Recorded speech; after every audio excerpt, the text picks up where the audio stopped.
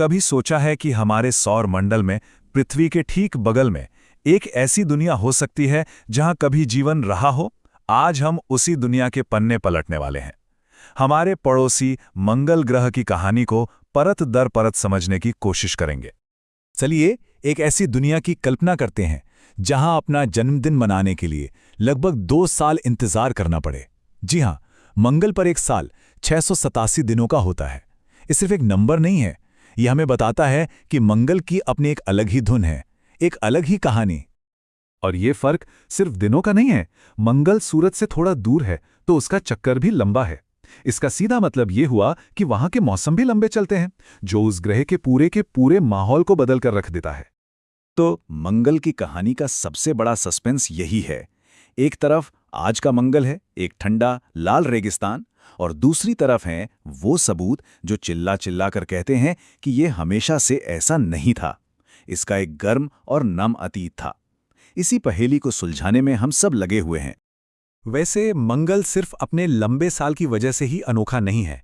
इसका साइज हमारी पृथ्वी का लगभग आधा है। पर कमाल की बात यह है कि इसी छोटी सी दुनिया पर हमारे सौर मंडल के सबसे ऊंचे ज्वालामुखी और सबसे गहरी खाइयां मौजूद हैं। मतलब छोटा पैकेज, बड़ा धमाका। जहां पृथ्वी के पास एक चांद है, वहीं मंगल के पास 2 हैं, छोटे छोटे, फोबोस और डीमोस। और ये हमारे चांद की तरह गोल मटोल नहीं है, बल्कि कह सकते हैं कि आलू के आकार की चट्टानें हैं जो उसका चक्कर लगा रही हैं। मंगल का नज़ारा भी कुछ कम नहीं है। वहां का आसमान गुलाबी है, हवा में ज्यादातर कार्बन डाइऑक्साइड है, और जमीन पर ओलंपस मॉन्स जैसा विशाल ज्वालामुखी है जो इतना बड़ा है कि पूरे फ्रांस को ढक सकता है। और वैलेस मैरिनेरिस नाम की एक घाटी है जिसके सामने ग्रैंड कैनियन भी छोटा लगे। तो सवाल यह है कि इतने रहस्यों से भरे ग्रह को जानने का हमारा सफर आखिर शुरू कब और कैसे हुआ? चलिए जरा टाइम में पीछे चलते हैं और देखते हैं कि हमने पहली बार इस लाल दुनिया पर नजर कैसे डाली। ये तारीखें सिर्फ तारीखें नहीं हैं, ये वो मील के पत्थर हैं जिन्होंने सब कुछ बदल दिया। 1965 में मैरिनर 4 ने पहली धुंधली सी तस्वीर भेजी और मंगल आसमान में एक तारे से ज्यादा एक असली दुनिया बन गया। फिर आए वाइकिंग लैंडर्स जो वहां उतरे और वो सवाल पूछा जो हम आज तक पूछ रहे हैं, क्या यहां जीवन है? और फिर पाथफाइंडर ने हमें दिखाया कि हम सिर्फ वहां उतर ही नहीं सकते, बल्कि घूम फिर भी सकते हैं। इन शुरुआती मिशनों का सबसे बड़ा असर ये हुआ कि मंगल हमारी कल्पनाओं से निकलकर विज्ञान की किताबों में आ गया। सदियों से लोग सोचते थे कि वहां नहरें होंगी, शायद शहर भी होंगे, लेकिन हमें मिली एक असली, चट्टानी और गड्ढों से भरी दुनिया की पहली झलक। एक जगह पर लैंड करना एक बात थी, लेकिन असली खोज तो तब शुरू हुई जब हमने मंगल की जमीन पर पहिए उतार दिए। ये वो दौर था जिसे हम रोवर क्रांति कहते हैं। हमने अपने रोबोटिक जासूसों को एक ही मिशन पर भेजा, पानी की कहानी का पता लगाओ।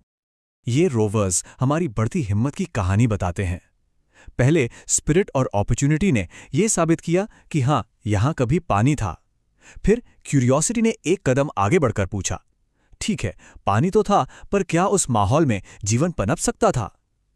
और आज परसिवियरेंस सीधे सीधे उस प्राचीन जीवन के निशान ढूंढ रहा है और भविष्य के लिए सबूत इकट्ठा कर रहा है। और रोवर युग की यही सबसे बड़ी, सबसे जरूरी खोज है। इस एक लाइन ने मंगल के बारे में हमारी पूरी सोच को हमेशा के लिए बदल दिया। इस बात की पक्की पुष्टि कि मंगल कभी एक गीली दुनिया थी। लेकिन अब मंगल की खोज सिर्फ 1 या 2 देशों का सपना नहीं रह गया है। ये एक ग्लोबल मिशन बन चुका है जिसमें दुनिया भर के देश शामिल हो रहे हैं और इस लाल ग्रह के रहस्यों को जानने की कोशिश कर रहे हैं। भारत के मंगलयान ने अपनी पहली ही कोशिश में मंगल तक पहुंचकर इतिहास रच दिया। वहीं दूसरी तरफ चीन का तियानवेन-1 मिशन और भी बड़ा था। सोचिए, एक ही मिशन में ऑर्बिटर, लैंडर और रोवर तीनों को एक साथ सफलतापूर्वक मंगल पर पहुंचाया गया। इसका मतलब साफ है, मंगल की खोज अब किसी एक देश का प्रोजेक्ट नहीं है, ये पूरी इंसानियत का साझा लक्ष्य है। और जाहिर है, जितने ज्यादा लोग इस खोज में शामिल होंगे, हम उतनी ही तेजी से इस ग्रह के रहस्यों से पर्दा उठा पाएंगे। तो ये सब हमें आखिर ले कहां जा रहा है? इतने सारे मिशन, इतनी मेहनत, हम बार बार मंगल पर लौटकर क्यों जा रहे हैं? भविष्य का रास्ता किन सवालों की तलाश में है? यही वो बड़े सवाल हैं जो आने वाले हर मिशन की वजह बनेंगे।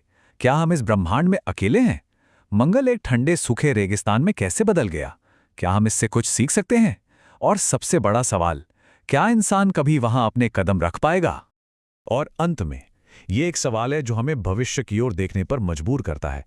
परसीवरेंस रोवर मंगल की चट्टानों की जो सैंपल इकट्ठा कर रहा है, वो एक दिन पृथ्वी पर लाए जाएंगे। उन छोटे छोटे पत्थरों में कौन से राज छिपे होंगे? क्या वो हमें जीवन के सबूत देंगे? ये एक ऐसा सवाल है जिसका जवाब आने वाले दशकों की सबसे बड़ी खोज हो सकता है।